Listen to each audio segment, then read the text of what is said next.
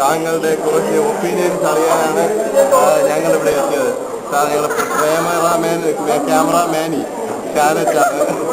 ഇപ്പോൾ നമ്മുടെ ചർച്ച ഷൂട്ട് ചെയ്ത് തുടങ്ങിയ തത്സമയ സംപ്രേഷണമാണ്. സാർ ഇവിടെ പഠിക്കാൻ വന്നിട്ട് എത്ര കാലമായി? ഞാനിവിടെ പഠിക്കാൻ വന്നിട്ട് 6 months. എന്തൊക്കെ താങ്കൾ ഇവിടെ നിന്ന് പഠിച്ചു? I got a friend.